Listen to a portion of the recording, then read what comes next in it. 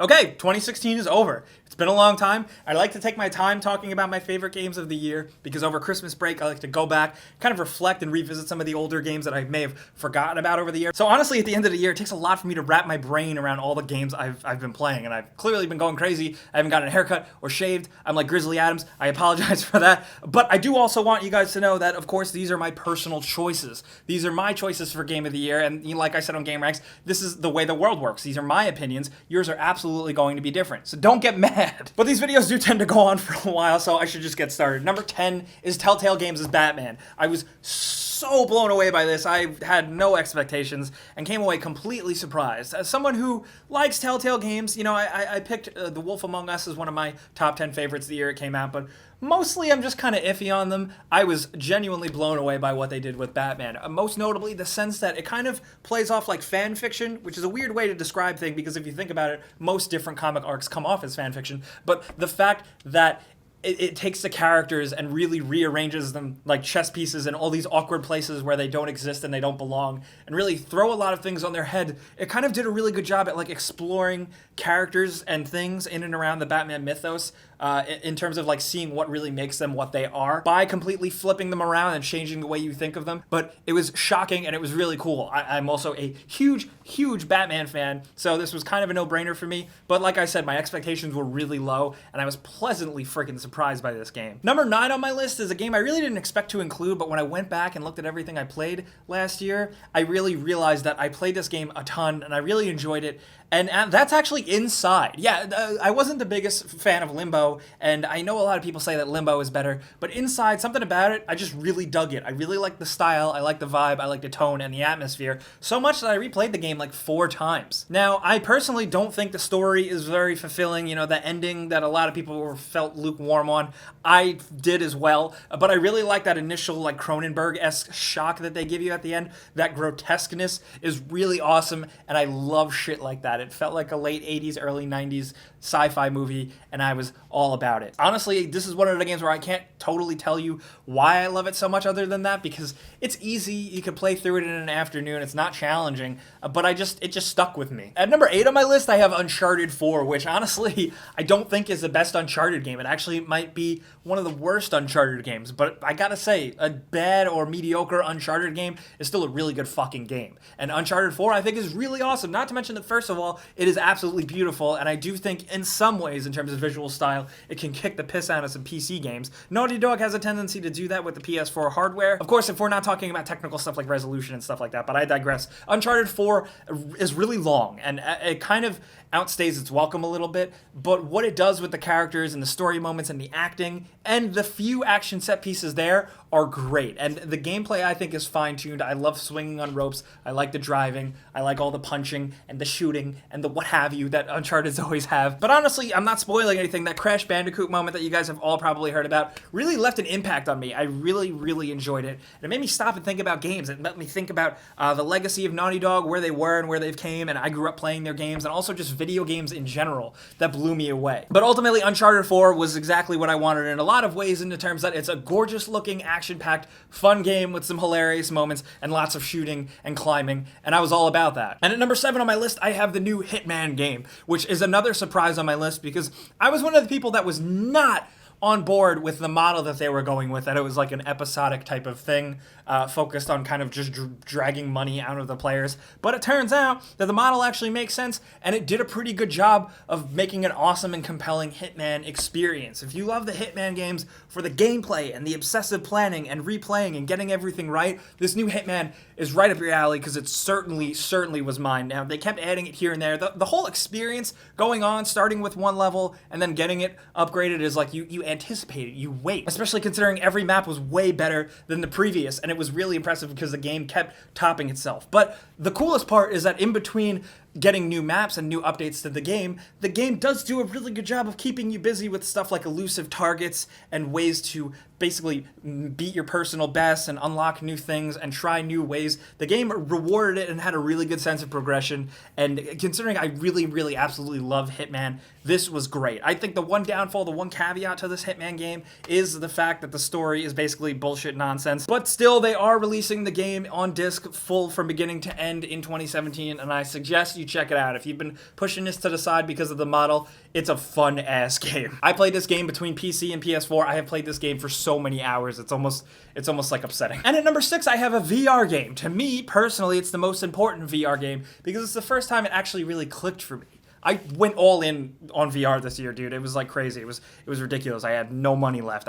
First I got the Oculus Rift, then I eventually sold it and I got the HTC Vive. And while I really liked playing with VR and there were a lot of fun experiences, nothing really stuck with me and really made me think, oh God, VR really is amazing. And honestly, Recroom did it. This free little Steam HTC Vive game is incredible and really made me realize what VR can actually be. Basically, what I can say Recroom is you know how Wii Sports was for Wii? That's Recroom for HTC Vive, which, you know, you might think, this game, Jake, really? I played this stupid fucking game so much, playing with random people on the internet in a digital world with VR. That sounds really creepy, but it was so much fun. And I played that game way more than I expected. I fired it up going, what is this free bullshit? And I was blown away. And at number 5, I have, what was it? Titanfall 2. Okay, there were so many multiplayer shooter games this year kind of vying for our attention. You know, Battlefield 1 is really awesome.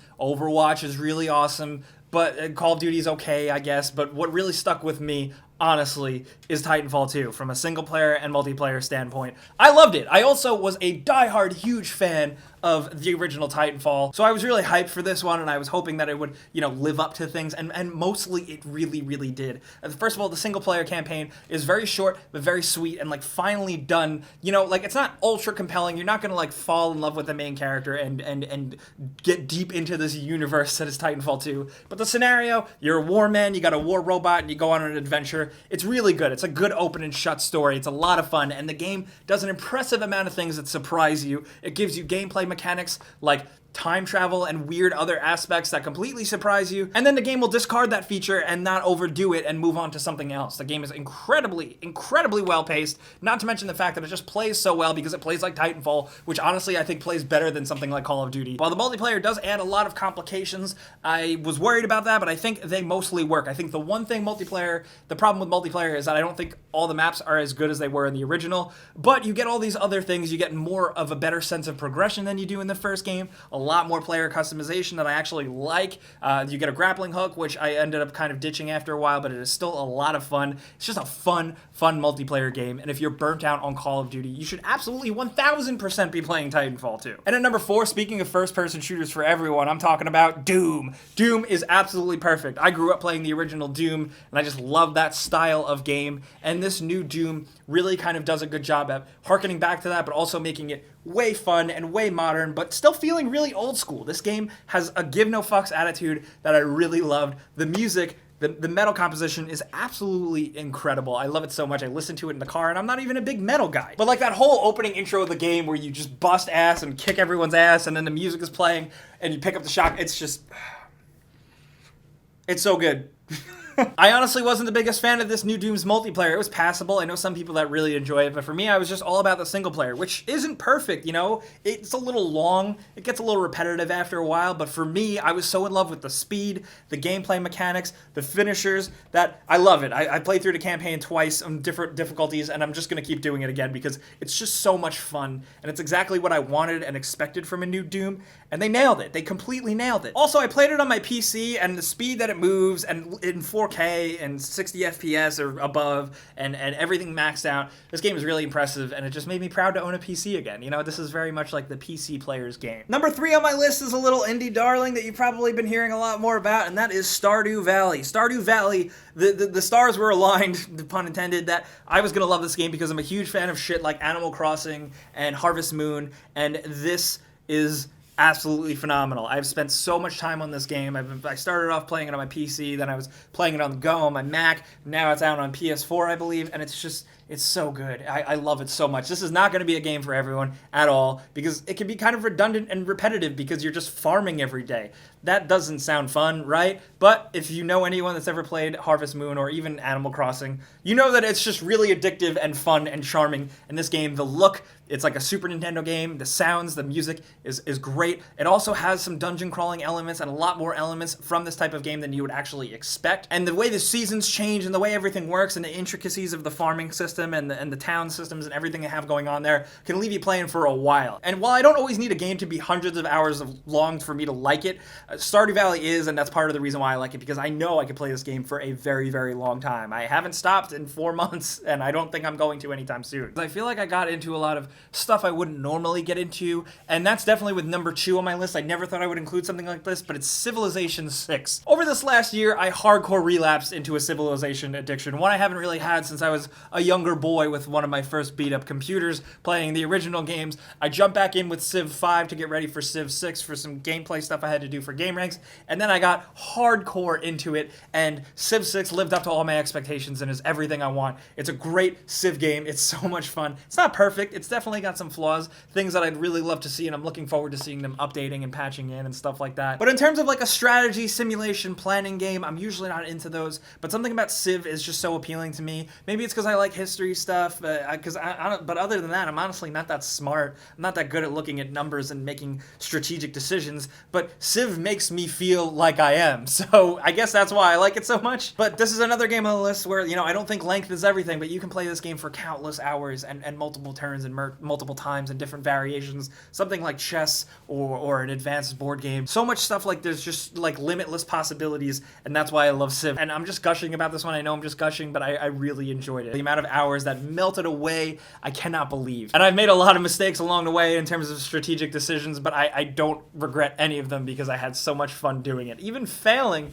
and screwing up a 500 turn game still felt good at the end. And we're really getting up to gushing territory now because we're at number 1. My number 1 pick for game of the year is Final Fantasy 15. If you've been following me, you probably realize I'm not like the type of guy that would usually pick like an anime RPG type thing at the top of my list, but here we are. Final Fantasy 15 is awesome. It was what I was hoping for. I do love all of the Final Fantasy games, well, most of the Final Fantasy games, and it lived up to my expectations absolutely. It is so much fun. It's definitely not perfect. It's honestly probably one of the more flawed games on this list, but something about it just, it sank its teeth into me. Maybe it's the characters, maybe it's the world, maybe it's the vibe. The story can be a complete mess. The world and the world building, however, I loved. I could have stayed in that world forever. I also really, really liked the JRPG systems. Basically, how most of the game works around the road trip system is really, really cool. Driving in your car, which you don't even control, which sounds really boring, but you get to listen to old Final Fantasy soundtracks, and it's all fan service, and it makes no sense to you if you haven't played it. But for some reason, it's really good because you drive around and you hop out and you fight monsters and you do quests with your cool friends.